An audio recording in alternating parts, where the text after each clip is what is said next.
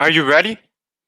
Coming off the bye week, the Bills are recharged and we're ready to take on the Bolts. How's it going, Cody? How's it going, Akeem? How you guys doing? Not too No, bad, gentlemen.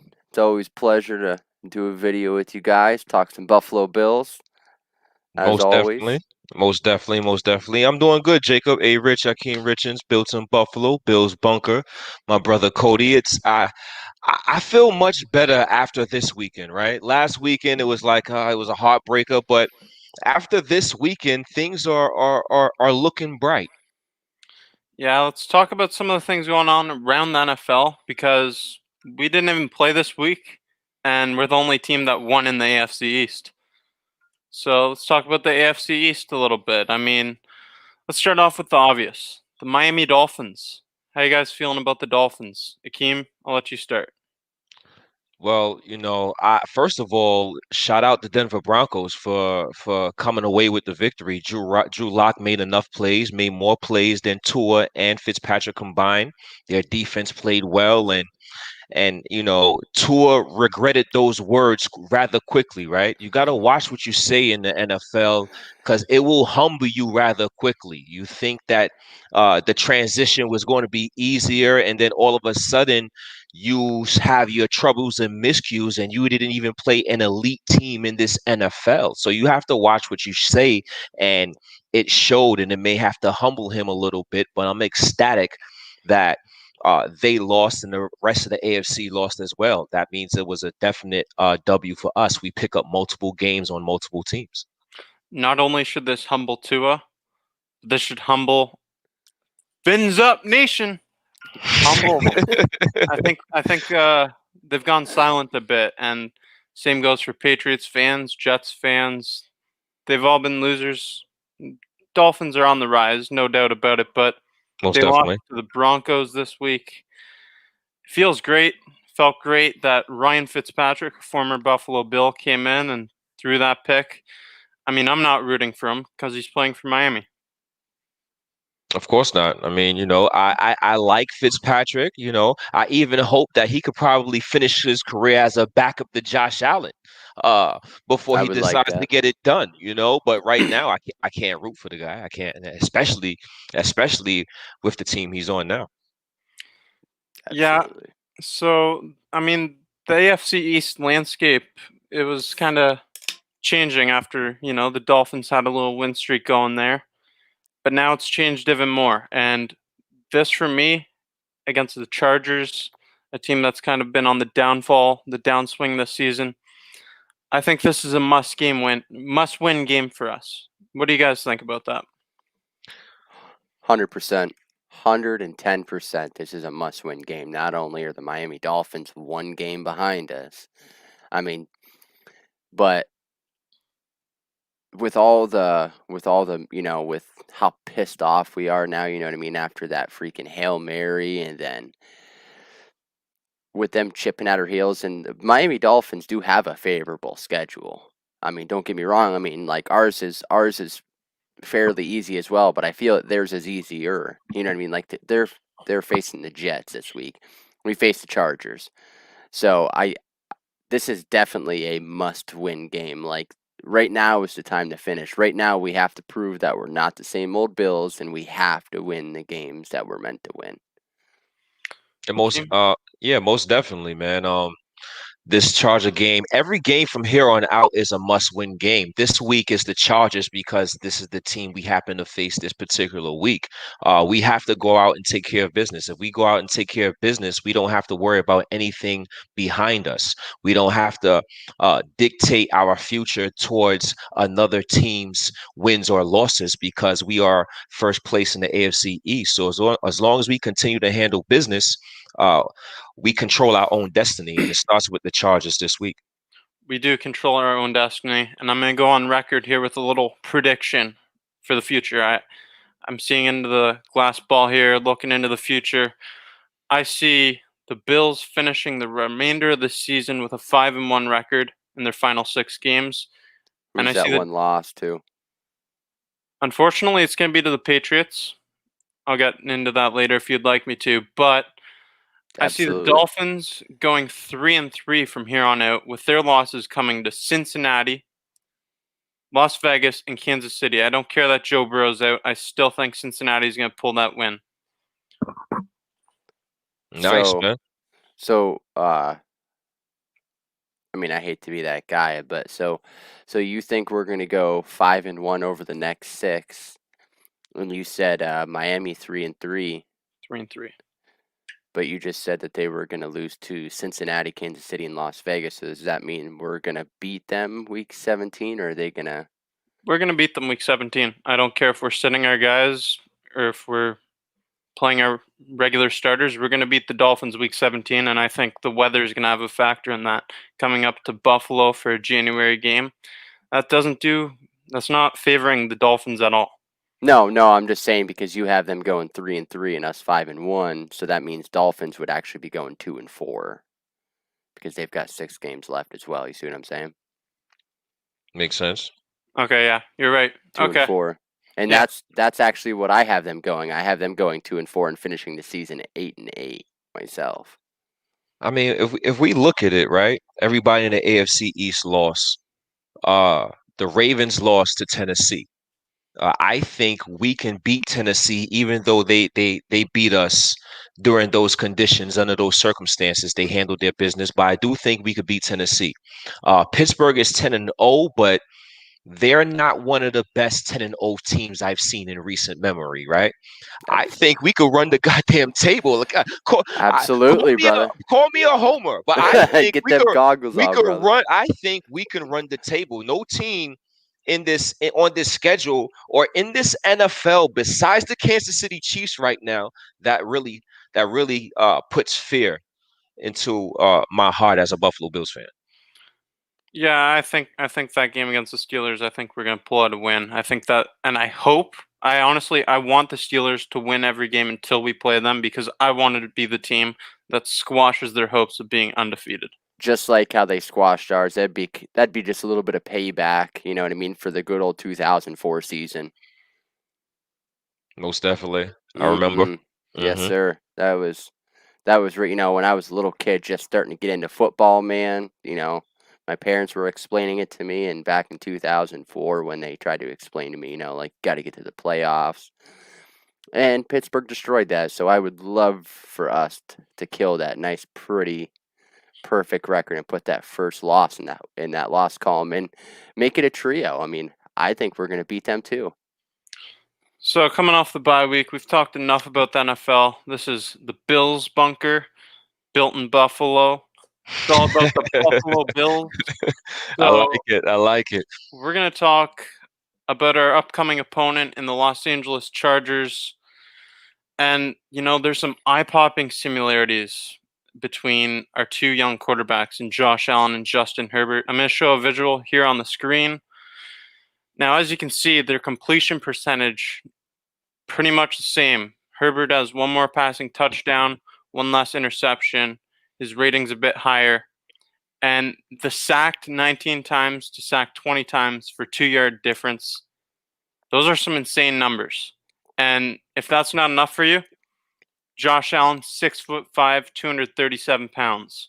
Justin Herbert, 6'6", 237 pounds. Damn. Man, I thought Herbert was like 6'3". Yeah, he's a big boy. He's a big boy. He is a big boy. And we see the similarities, and those are eye-popping numbers for Yes, Justin sir. Herbert as a rookie quarterback. You got to shout him out during the conditions he came under, right? Tyrod Taylor, the doctors punctured that man's lung. However happened, we get into that later, right? That poor man. I'm telling you, he has been through so much. Tyrod Taylor got his lung punctured. Justin Herbert had no idea he was starting the game. He woke up as a backup quarterback for the Los Angeles Chargers until the last 5-10 minutes, until the ball game was started. And he played a great game, and he's been playing great ever since. And he's a problem. Now, he's a big problem. Quick scenario. Real quick, off top of your guys' head. Joe Burrow doesn't go down. Well, we'll just say the season ends right now. Who wins offensive rookie of the year, Joe Burrow or Justin Herbert? I go Justin Herbert. I think Herbert probably should have, but I think Burrow would have got the popularity votes. You guys in the comments, let us know who you think would win Offensive Rookie of the Year if the season were to have ended this week. Would it have been Burrow or would it have been Herbert? Obviously, Herbert now has a better chance with Burrow going down, but we'll see what you guys think. While we're on this topic about Josh Allen and Justin Herbert's and the similarities, I want to show some similarities going on in the Built in Buffalo Fantasy Football League. I mean, hey, Rich is the GOAT team. I am not Sam Darnold. We are both That is funny. 9-2, leading the division, tied for the lead of the division. I've got Herbert starting this week. I picked him up off the waiver wire, and it's kind of a testament to the Buffalo defense and what they've been doing, but more a testament to what Justin Herbert has been doing. The kid has been impressive. He's been outstanding this year. But this matchup, it should be fun. It's going to be a fun week in fantasy, and don't worry, I've got some Bills on my team too. I mean, let's call a spade here. Let's put this into perspective. We are going crazy about Josh Allen's improvement, and Justin Herbert's numbers is just as good as Josh Allen's in his first year. Now, It's don't get crazy. now it's crazy, but I think some factors going into that. I think being in Wyoming from Josh Allen, going into junior college, playing in a big time program like Oregon, I think that that benefits a little bit. That definitely plays some factors in developing one's game. But just putting those things in perspectives, Justin Herbert's numbers are very nice, just as Josh Allen's. Well, But on then top when of you that, he's been surrounded by adequate weapons. He's got Keenan Allen on the outside. I mean, one of the most underrated wide Above receivers in the average, NFL, above average weapons. Mike Williams. absolutely is Mike a stud. Williams is a stud. Yes, You Mike know, Williams is an absolute beast. they're tied in. Mm. They have Austin Eckler's coming back. They have a lot of things going on that we could discuss. Absolutely. so we just showed you a bit about the Built in Buffalo Fantasy League and the big matchup in the league this week between A. Rich and I. So staying kind of in the field of betting and fantasy, we're gonna get into our bunker bets segment, and I'm gonna start off here. We're gonna do our score predictions. I've got a high scoring affair because I want Justin Herbert to get some fantasy points for me, but I also want our Bills to win. 38-27 for the Buffalo Bills. I think it's going to be a shootout, but I think the Bills are going to be in control of it the whole way through. That's Akeem? Yeah, I got 31-20 Buffalo Bills. I think we do a pretty good job against Justin Herbert. I haven't seen no weaknesses in his game thus far, but I'm not in the position of being a defensive coordinator and being on the Buffalo Bills staff. So I fully expect the Buffalo Bills staff and that Buffalo Bills defense to make Justin Herbert look like a rookie at times during the game and stop him enough times where our defense can hold him to 20 points and we do enough on offense to go above 30 once again and come away with this victory. That would not be good for my fantasy team. Cody, what do you have? I got 34-20, and that's also with Chargers scoring a garbage time touchdown. See, I'm going with Keem there. I mean, I think Sean McDermott, Leslie Frazier are going to scheme up some complicated looks and are going to bring out the rookie and Herbert. I expect us to move the ball efficiently and score some points. 34-20. So I'm going to interrupt this fantasy frenzy we've got going on. I want to come back to it later. Let's talk a little bit about the guy on the other sidelines, the man who used to be here, Tyrod Taylor. We'll talk about the Tyrod times in Buffalo, the good, the bad, and the ugly. We'll talk about our favorite or least favorite memories, and we'll even show some clips for you. So, Cody, I'm calling you out here. What's your favorite or least favorite memory of Tyrod Taylor? Well, we'll start with least. One of my least favorite memories of Tyrod Taylor was Seahawks game. I remember 4th and goal. That was with the Legion of Boom still going with Richard Sherman. Tyrod Taylor scrambles left, slings it into the end zone. Looked like he had enough room to squeeze it in there, but just couldn't deliver. And then, at the end of the game, it showed, Tyrod, threw his helmet off. He was pissed off at himself. But I'm glad you said that play because I've got a clip of it right here. I'm going to show it. One more big play in him to likely win the game. Surveying the field, waving people around. That was a really bad throw. Yep. If you had Josh Allen in there with that rocket arm, he would have put some zest on it, and that thing would have stuck. Captain Clutch, Josh Allen. So I'm gonna go with a memory that I don't know. It's a bit nicer.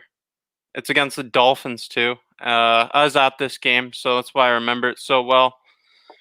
This was an absolute bomb of a throw. I got about a 1 centimeter vertical right there. So off the turnover, here's Tyrod Taylor. Back for Sammy Watkins. Now, if Tyrod could have done that all the time in Buffalo, he would have been the guy. But he just wasn't that guy. Well, Tyrod wasn't bad down the sidelines or in his checkdowns. Where he was significantly flawed, as we all remember, was in between the hash marks, the middle of the field. That was his biggest flaw. Yeah, most definitely. That Tyrod Taylor, he's an adequate quarterback. I think he can be a spot starter in the NFL and even a starter, depending on the team situation. It's probably a couple teams in the NFL he could start for today, right now. So absolutely. I think he would be a sufficient bridge quarterback. Absolutely. For a team that's built, with a great defense, good offensive line, good ground and pound game. We all know, we all remember him as T-Mobile. That was one of the nicknames we all gave him. Like one of the main flashbacks I get was, I want to say, was it the Titans game where it was like a 3rd and 21 or 3rd and 22? Remember, we were backed up in our own red zone and he took off and he got the first down, and the linebacker gave him a horse collar on top of it, and he got up and won us the game. Nice. He had his moments. It's just he couldn't put it all together. And if I remember correctly, he did have a real pretty loft on a deep ball. Yeah, he did have some elevation on that deep ball, and like you alluded to, he had a pretty good career running the ball in 3 years with the Buffalo Bills, over 1,500 yards. He set our franchise record. Over 1,500 yards, 14 TDs in 3 years, and a moment. We have to call a spade here. Tyrod Taylor was the quarterback in the 2017 playoffs against the Jacksonville Jaguars. He was the quarterback that was responsible for breaking the drought. Right or wrong, he is the quarterback. Now, of course, he only had 14 touchdowns, 4 interceptions that year, but being the quarterback, he did enough game management to lead the Buffalo Bills to the playoff, along with some excellent coaching by our coaching staff and Sean McDermott. Now, here's another one. There's a comment here about Tyrod Taylor, because it's just what you're attesting to, Rich.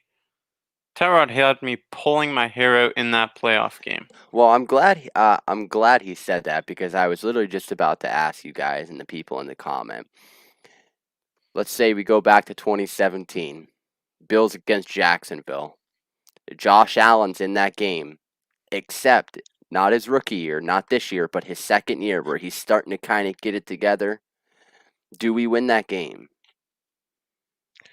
You know what? It's really tough to say, because that was still when he was in his hero ball kind of movement, but he was still kind of, he was still kind of getting it a little bit. Do we win that game? So this is why it's really tough. On one part, I could say no, because we started the struggle late in that game against Houston Texas defense. Jacksonville Jaguars defense that year was spectacular. Absolutely. AJ Bouye was a stud that year as well. They had guys flying around, so it's tough to say. But at the same time, Blake Bortles was the quarterback. Mhm. So it's really tough. 10-3. It's really tough to say, but I'm gonna go ahead and say we could get at least a touchdown in that game with Josh Allen. Josh Allen is going to will his way to a touchdown at least. It might Yeah. be ugly, but I think he would have willed his way to a touchdown. It would have been interesting. What Yeah, it about would you? have been. I don't know. I don't know. The weapons around Allen wouldn't have been what they are now. The defense on Jacksonville was so good. We had a really good defense ourselves, but I'm gonna go ahead and I'm gonna say no. I'm not gonna say we would have won that game. See, that's what I'm thinking. Now, if we had Josh Allen of this year, I would have said yes. But I mean, Of if you course. think about last year, where like, he was just trying to do too much, and we would have lost regardless. But I think it would have been a way better game. And like Akeem said, we would have at least gotten one touchdown. Now, all this talk about, past memories, Tyrod Taylor, that brings us to our Tuesday night trivia question of the week. And this question we have for you this week is, who were the last two Bills quarterbacks to lead the Bills to the playoffs? So, in the comments section, I want to see you chime in. I'll post your answers up if you get it right. Who are the last two quarterbacks to lead the Bills to the playoffs? I know this. So let's get more specific here. To lead the Bills Lead. to the lead. Lead. Lead. Lead. Oh, say less. He's So, Googling it right now. Look at him. Rich, I think Rich G put up a comment there. Doug Flutie. Doug Flutie's one of them. Yep. And the last one was Josh Allen. Tyrod Taylor did not lead us to the playoffs. That was behind our 2017 defense. I mean, he In helped the us Cincinnati get there. Bengals. Yeah, that too. I mean, he drove the bus for us to get there, but he wouldn't have led us there. So yes, Josh Allen and Doug Flutie are the two last quarterbacks to lead the Bills to the playoffs. Now, what was Tyrod Taylor's record that year in 2017 when the Buffalo Bills went to the playoffs? 9-7. That was the Buffalo Bills' overall record. Yes, sir. I think he missed the game that season. I think he started his 15 games that season. I think we lost the game that he missed that year. Well, no, it wasn't that he was lost. If you guys remember correctly, it was the last time, ironically, that we played the San Diego Chargers. He was pulled, wasn't he, for No, Nathan Peterman? Peterman got the start, I believe. Peterman got the start. Yeah, that's what I'm saying. Peterman got to start Okay, until the halftime, and then Tyrod Taylor got put back in, and then we started making a comeback. Okay. Yeah. Okay. Yeah, that's all that was. Is he was benched for Nathan the Goat Peterman. I mean, I don't know how Peterman doesn't have at least 2 freaking Super Bowls by now. I mean, this is ridiculous. You got to blame Gruden for not using him correctly. I saw Peterman throw his first career touchdown pass against the Saints. That was an ugly game. It was 48-10. That was ugly. Yeah, it was. So, what Saints player caught his first touchdown?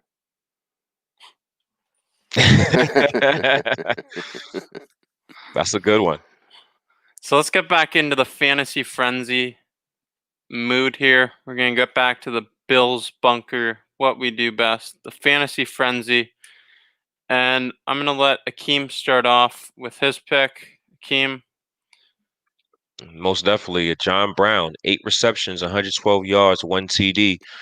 John Brown, he's had this bye week. I think this bye week was very necessary for a lot of Buffalo Bills players, Matt Milano, Josh Norman, and on the offensive side of the ball, it was key for John Brown for him to heal, rest his legs, his lowest part of his body, whether his ankle or his knees.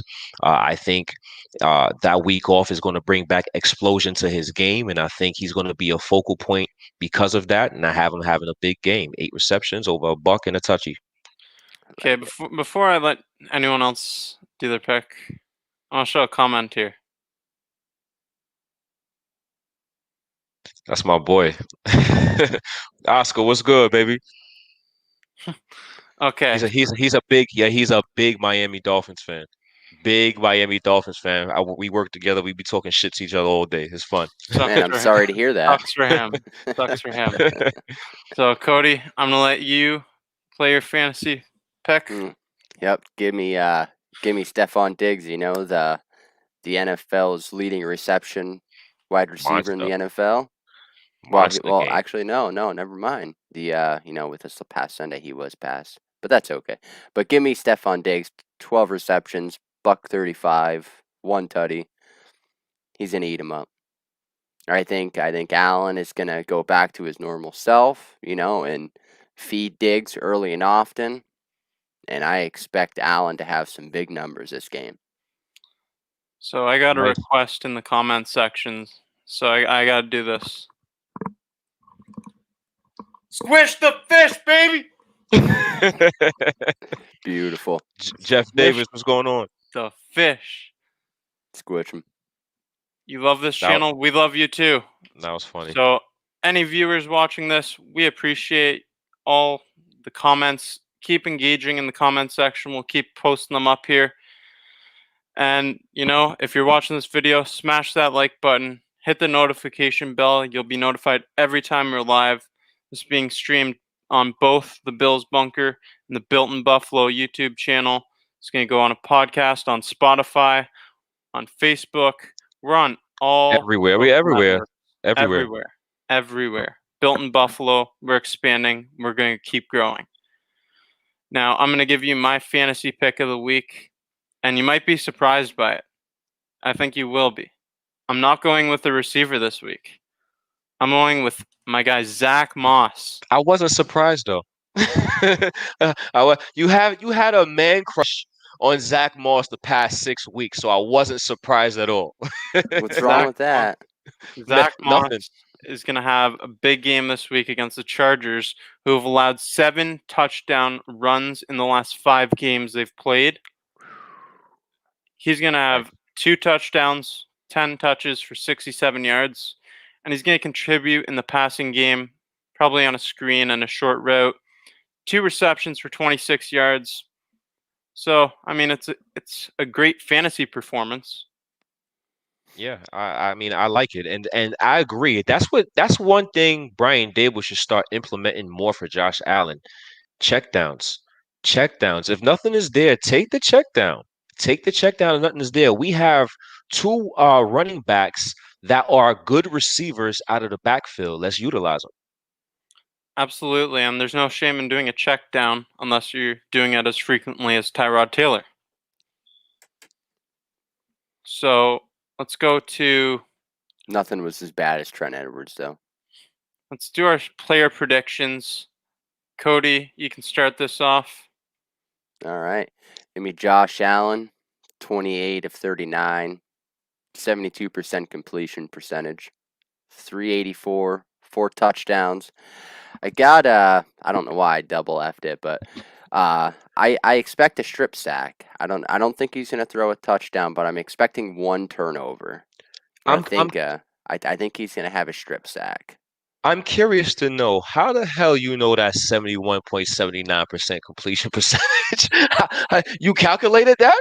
Hell yeah, man. That is impressive. I've never seen a percentage up there with the fantasy before. That is impressive. You want to know what's really crazy too? Is I truthfully, I know I'll get hell for this.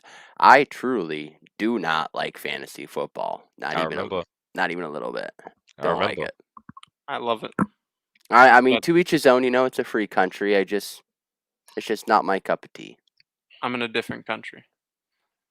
You're a Bills fan, so you're still family. So that's all that matters, man. Right. Bills Mafia is family. That's all there is to it. Bills Mafia expands worldwide. Up yes, here, sir. Up north in Canada. Yes, sir. When I was in Australia, I got some comments about the Bills too. To be honest, I thought you were gonna say you got into a fight with a kangaroo there for a minute. That too. So my player predictions for this week, as I said, Zach Moss to have 2 touchdowns. And we're playing a Chargers special teams unit who is not impressed this year. I think we're going to have a block punt, and it's going to come from none other than Tyler Matakovich, our special teams guru that we signed from Pittsburgh. Led the NFL in special teams tackles last year with 6. I just think it's about time that we have a block punt. I like that a lot. That's going out on a limb. When when you talk about going out on a limb and people pick predictable stuff, that's boring. So a block punt, if that happens, man, we definitely going to have to salute you next Tuesday for it. Absolutely. What's Now- crazy is it's like he's actually got me convinced that I think it's actually going to happen now. It's going to happen. It's bound to happen. It's going to happen. And when it does, you can all come back here and you know where you heard it first on the Built in Buffalo YouTube channel. So, Akeem, what do you got? Trey White is going to come up and play like a number one corner this week. Keenan Allen had 16 receptions last week. Justin Herbert and Keenan Allen, they have an obvious love connection. I'm pretty sure Keenan Allen is in love with Justin Herbert in the activity he's getting. And I tried to get Keenan Allen into my fantasy, and I had an opportunity, and I was trying to be greedy. I was trying to get another player, and he declined me. And I regret not taking Keenan Allen for Ryan Tannehill when I had the chance.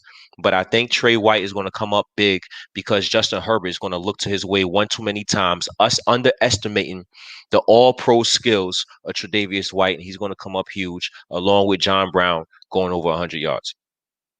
I like that. John Brown, he's gonna have a big game. John Brown, he's been going at it all year since, like, when he hasn't been injured and he's been healthy. It's a whole new offense. It is a different offense, and John Brown helps us move that ball much better. I don't know if maybe if I'm not wrong, but if I'm not mistaken, has John Brown not went over a buck yet this year? He had the one game at 99 yards. Does anybody in the comments let us know? I don't think he's even went over a buck yet this year. So I don't think so he's either. due for one. He's definitely due. I think it's a possibility. It's going to happen. I hope it happens. Tre'Davious White to have an interception. Justin Herbert's only thrown 6 of those this year. So against all these good receivers in Los Angeles, that'd be a great stat as well. Sunday. He's going to throw 2? He's throwing 2 this Sunday. Okay, so he's going to get up to 8, and Josh Allen will have less interceptions. I like it. Mm-hmm. So let's move into the keys of the game here. The key to the game, both on offense and defense. And in the comments section, chime in. Let us know your thoughts. What are the keys to this game? So let's start off with the offensive keys. And Akeem, I'm going to let you start off. The floor is yours. Offensive key for our Buffalo Bills. Do not beat yourself and do not turn the ball over. The Los Angeles Chargers are a 3-7 football team. They're not a good football team. They do have some nice pieces at the skill positions, but they're 3-7 for a reason, right? We can't give them any more confidence that they can beat us. We can't do things like turn the ball over. We can't do things like squander opportunities. We get in the red zone, we have to execute. We cannot turn the ball over in any situation. We have to be as clean and sound fundamentally as possible and put this team away. We cannot play down to our competition this game. If we execute our plays, do not turn over the football, and give this team life, we will win the football game. All right. Mine, it's kind of applicable to both sides of the ball, but I'm going to use it more for the offense. Impose your will. This is specifically talking to our offensive line who's been banged up. I don't know about an update on Mitch Morse. Hopefully he's playing. I think that this offensive line needs to impose their will because I mentioned it on the last Bills Bunker segment here that oftentimes it appears our offensive linemen are so used to pass blocking that on the runs, they're taking their first step backwards. They need to push forward and get that run game going. And they need to keep Josh protected because I'm going to show that stat I showed earlier about Herbert and Allen. Where'd it go? Here. As you can see, Josh Allen's been sacked 20 times for 116 yards lost. Can't have that happen going forward. And sure, some of it might be on Josh Allen for holding the ball too long at times, but we need to impose our will as an offensive line and as a defensive line. I agree. I definitely agree. Impose your will. We're 7-3 for a reason. They're 3-7 for a reason. We're not 2 or 3 games in. After half the season, you start to realize who is who. So we have to go out and take care of business like a 7-3 team leading the AFC East is supposed to. But I'll tell you what, they're one of the best 3-7 teams I've ever seen. They're a few plays away from being 6 They're- and they- 6-4. Scary. They are scary. Yes, this 3-7 is team. They're scary. truthfully Yeah. a very capable trap game for the Buffalo Bills. 110%. This is kind of, you get caught with your pants down even just a little bit. You show a little bit of crack. They're going to take advantage of it. And I'm telling you, a lot of people don't realize. A lot of people don't look at these other NFL teams. They just pay attention to their main team, but Chargers, they're a very good team, and I They have a lot of expect a weapons. dogfight for a little bit. Like I expect them to move the ball, but I'm expecting our defensive coordinator to swing some stuff up and make Herbert make a couple mistakes. So this is why I would agree with you that this is a trap game, but we had a bye week. Mhm. We came off a very tough loss. Now we have the bye week to couple with that. And the San Diego Chargers are a very good team in terms of talent, but they're 3-7 because, in my opinion, when you lose so many close games like that, and Mhm. it's starting to become a history, kind of like it's our history coming out the third quarter. They're getting desperate. Their history, that's coaching. They're losing all those close games because something is going on. Their coaching. That's not all players. That's coaches not putting the players in position to make plays and execute as well. So our Absolutely. coaches, we have to prove not only we have a better team in players, but our coaches have to prove we can outcoach this Charger team that's been struggling late down the stretch all season long. Absolutely. They can't happen to turn it around against us. You bring up third quarter. I need to talk about that a bit more because that's a big issue. I would like to talk about Big third issue. quarter. In 5 of the 10 games we've played, half the games in the third quarter we've put up 0 points. We come out of the first half dead. Out of halftime, we come out looking dead. A complete different team. Going forward, that can't happen. We've got Pittsburgh coming up. We're going to have playoff teams. We're going to have good, solid competition every week in the playoffs. We got to get there first. But come playoff time, we're going to have tough competition, and the third quarter is a pivotal quarter. It sets the tone for the rest of the game. Well, here's the one thing. In the third quarter, I mean, statistically standing,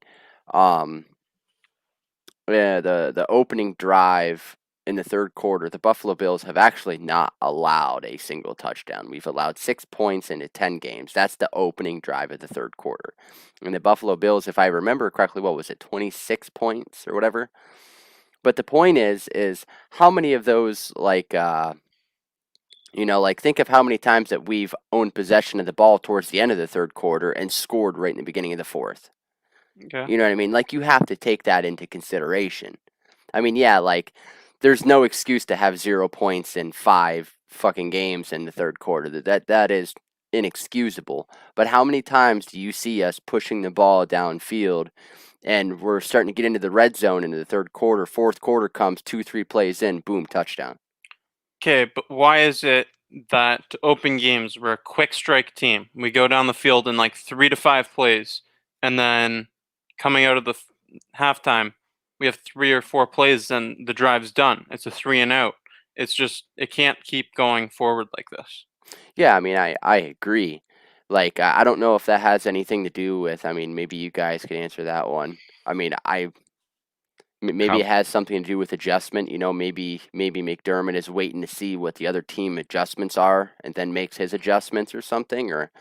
But Definitely, that definitely a combination between coaches and players, and then that's going to fall a lot on the coaching staff because once it becomes a history, once you start to leave a trail, now the media and fans are going to expect coaches to make adjustments to this trail now because you're the only one that can fix it.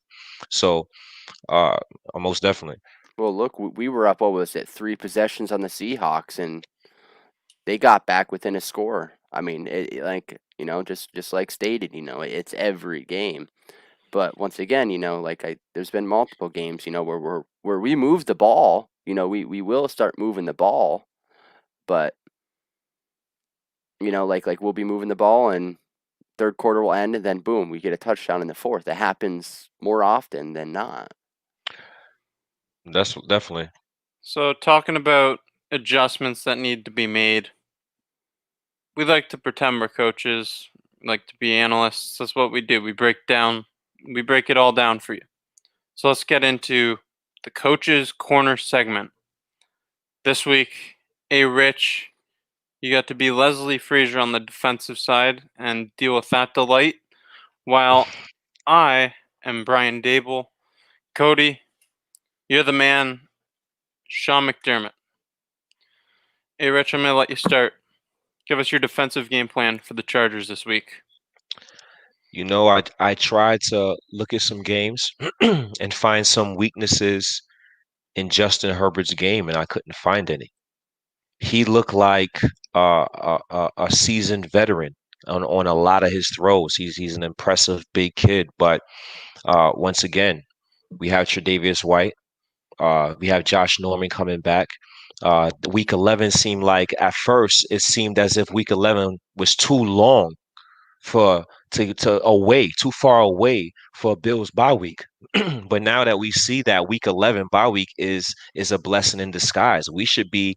We'll see what happens with Mitch Morse later this week, but we should be at our healthiest point at the time that we play the Chargers. So I expect us and our players to play a cover 3, go back to our cover 3 defense. We shadow Keenan Allen and Mike Williams. We're not going to give them 10 yards cushion. We don't need to give them that cushion because they don't run 4-2. They're not 4-4 guys.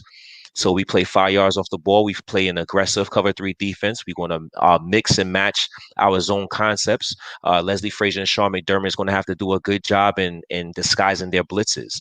Hopefully we get to see a lot of Jordan Poyer in the box again. I think Jordan Poyer, when he gets to run around the field, he looks like he's at his best when he can play deep thirds and when he can play in the box. So we should definitely use him in various situations as well. And if our players come to play and we can get to Justin Herbert with our front 4 a little bit, kind of confuse him with our coverages, I think we can be successful, and I will be. And I do think we will win this game, and they will score under 21 points. Well, as the offensive coordinator, Brian Dable, I'm going to feed off the defensive success. That's what we need to do. We need to feed off of each other as 2 units, 2 separate units. We're a team. We're playing against the Chargers defense, who is 10th in total yards allowed, 15th in rushing yards allowed, 12th in passing yards allowed. So those are, middle of the pack, higher end, but they're 24th in points allowed. Take advantage of the field position our defense is going to give us, because there's going to be times where, as you said in your prediction earlier, Akeem, there's going to be an interception from Tre'Davious White, hopefully. Let's feed off of these turnovers that we create, generate the most opportunities we can, and capitalize on every possession. Impose your will on the offensive line. Beat the man across from you. And yes, we need to make sure we have our eyes on Joey Bosa on the outside. I like it.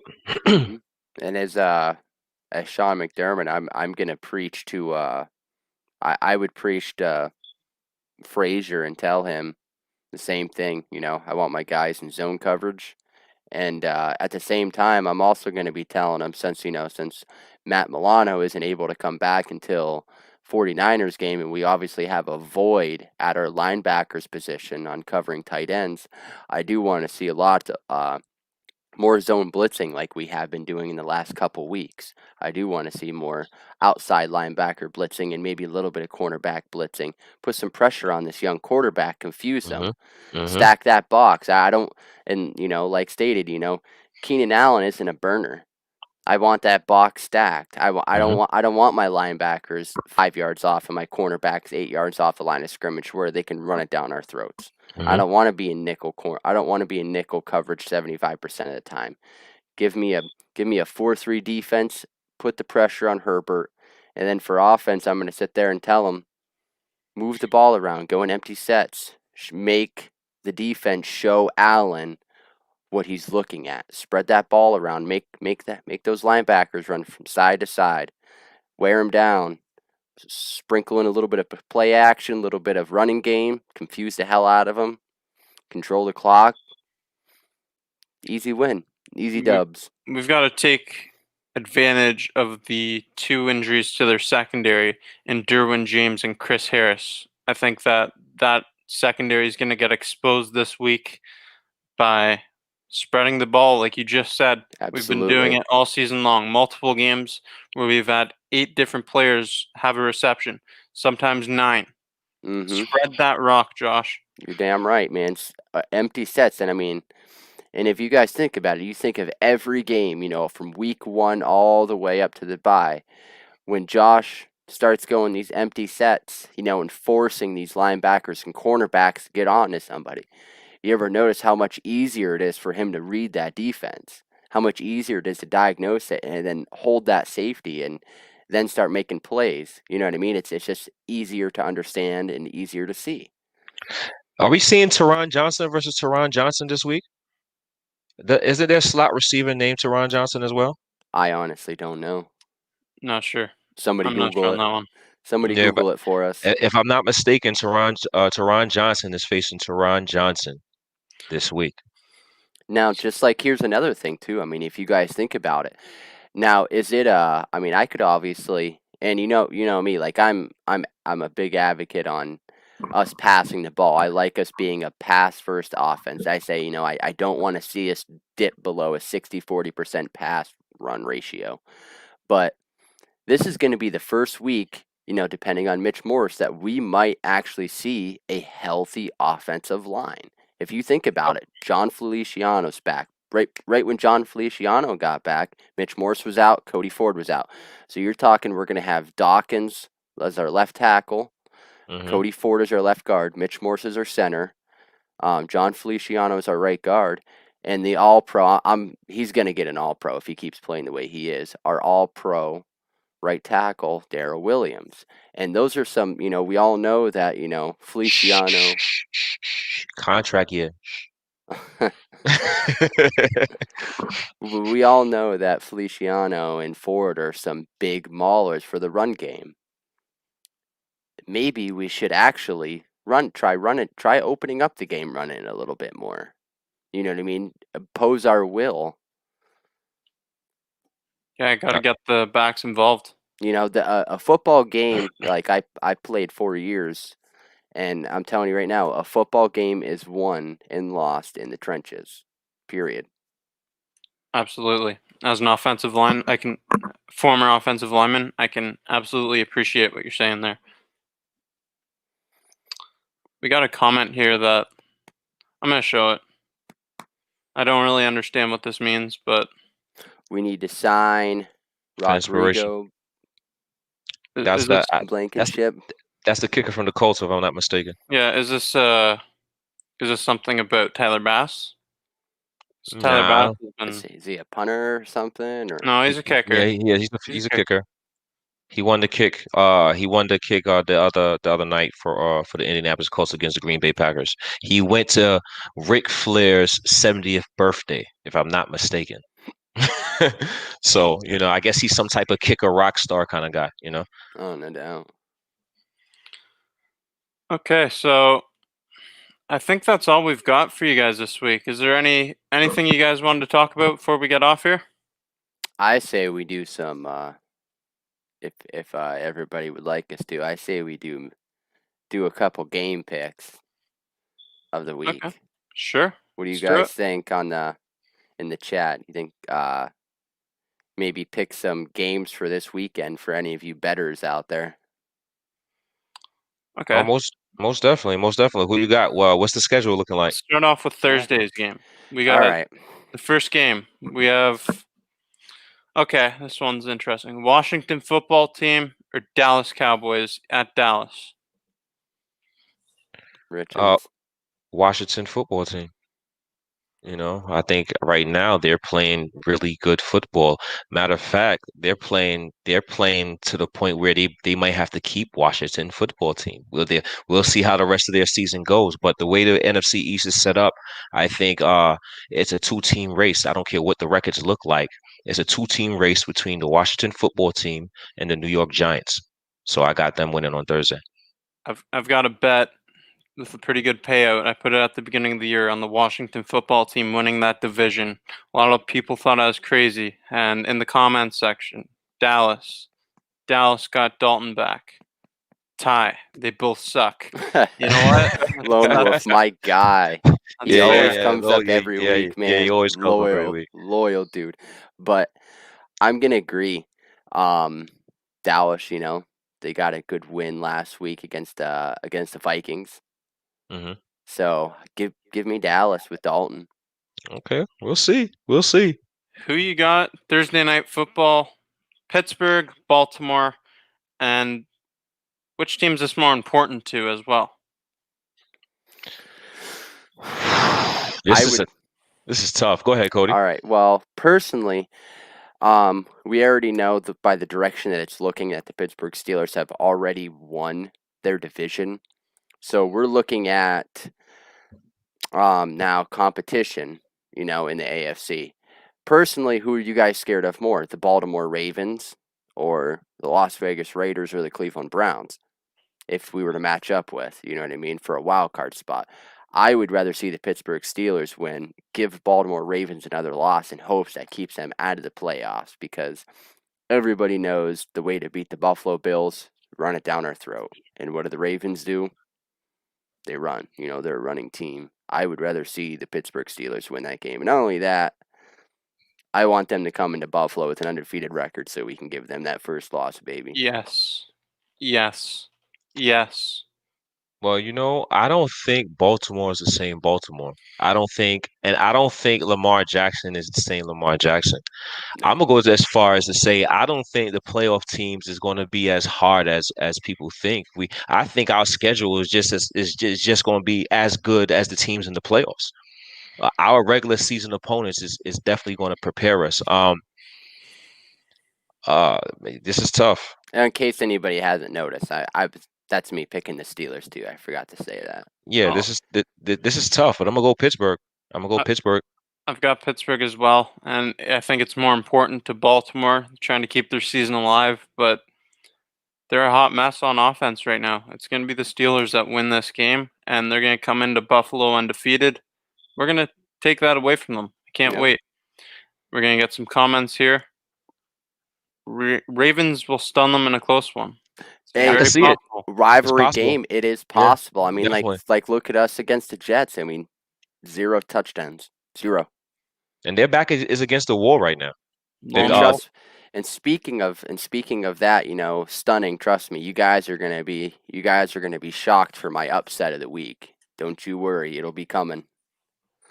Bills give Steelers the first loss of the season. 100%. I agree with you, Anthony.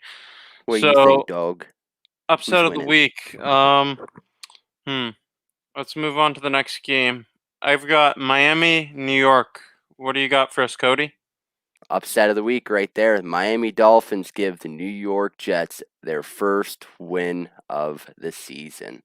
The last couple weeks, the New York Jets have been playing tough, just haven't been coming home. And I think by Brian, what the hell is his last name? Flores. Flores. Okay, I think by Brian Flores benching Tua.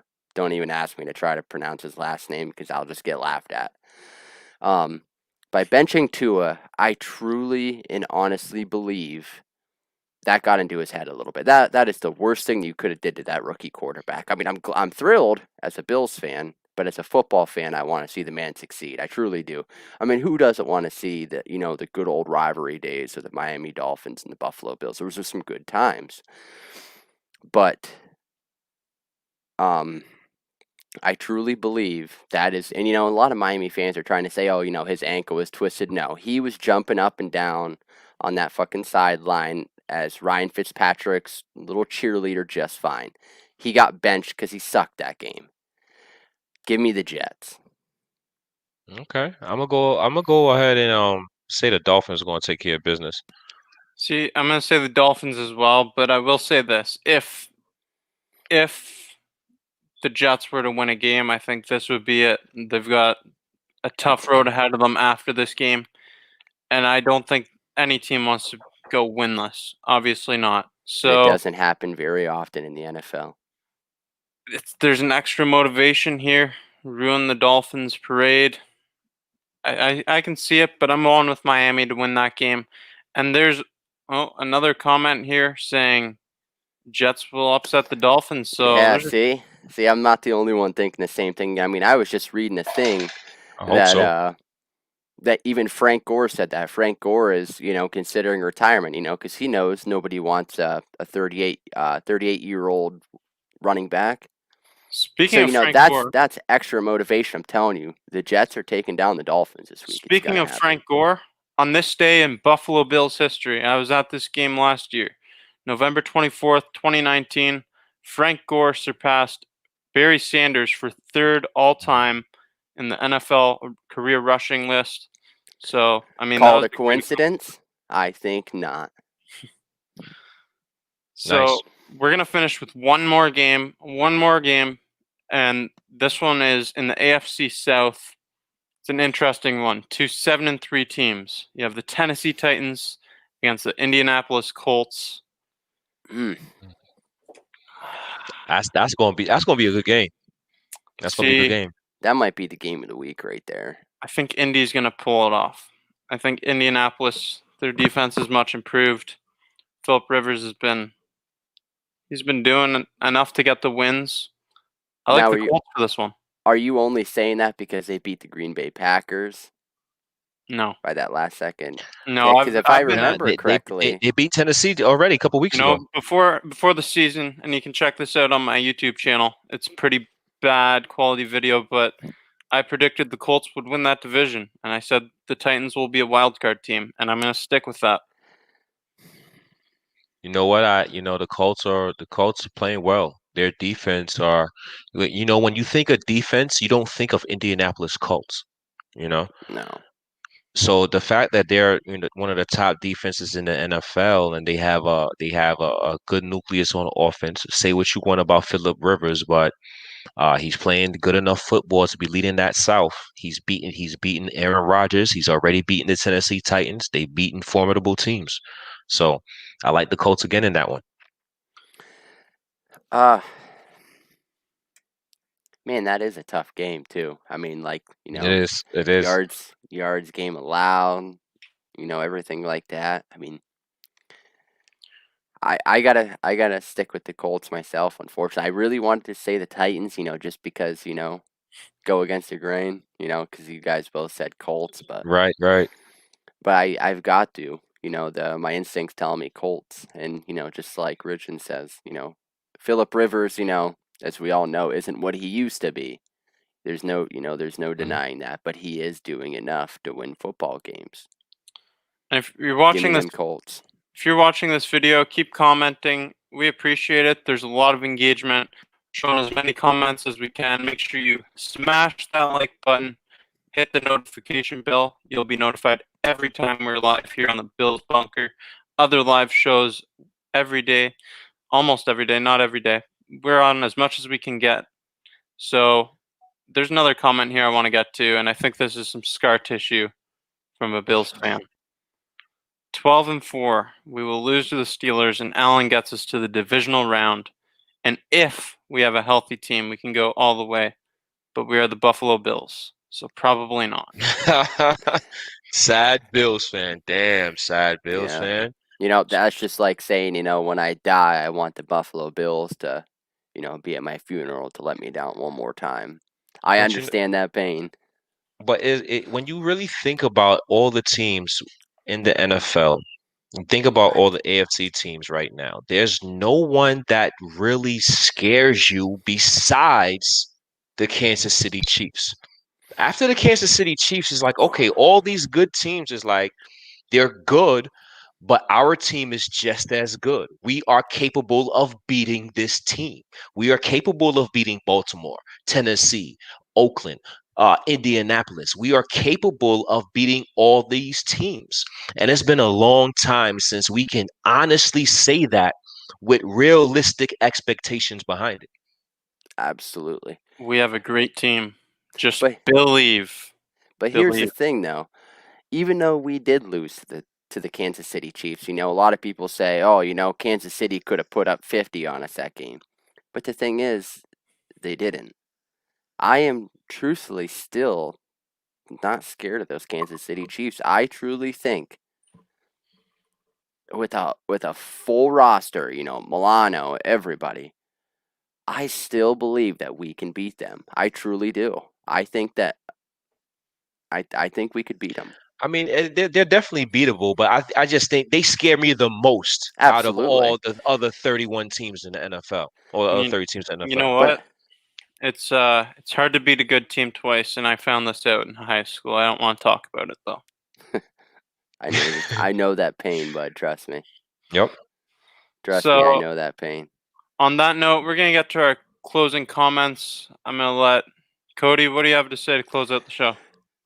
I got my football dog with me. She watches every football game with me. Her name's Roxy. She's my best friend to start with. But I'm ready for this Sunday. I really am, because not only am I ready to watch our Buffalo Bills go to 8-3, I'm really ready to watch the Miami Dolphins drop a game to the freaking New York Jets. I am so ready for it. And I am ready to watch a good fight. I'm ready to see two similar quarterbacks, and Herbert and Allen duke it out and see which one's the alpha male. That's what I'm ready for. And what's crazy is Herbert is playing at this level. They say quarterbacks usually take 3 to 4 years to mature and get to where they're going to be. This is his rookie season. He's going to be a damn good quarterback someday. But I think we're going to come out on top. I'm ready to get this win Sunday.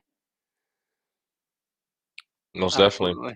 Absolutely. I mean, we're recharged off the bye week. We're recharged. You saw it in the title. We are recharged, revamped, ready to go. We got Josh Norman back. Hopefully Mitch Morse. Who knows about Matt Milano? We'll stay updated. You can check our Instagram to find out every update out there.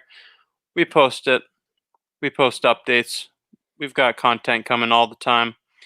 So that's all you're going to hear from me this week. Let's go Buffalo. On to you, Rich. Yeah, man.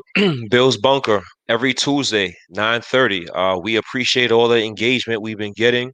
Once again, myself, Cody, Jacob, we're going to do everything we can do. We're going to do our part to stay consistently consistent and bring these consistent shows every Tuesday. We appreciate all the engagement we've been getting. Tomorrow, Bill's Allergy. DM3, Dave Myers, look out for him. He'll be on. He has a great show lined up. Shout out to him. And shout out to the rest of the team, man. Built in Buffalo, A. Rich, Hakeem Richards, Bill's Bunker. We see y'all next Tuesday.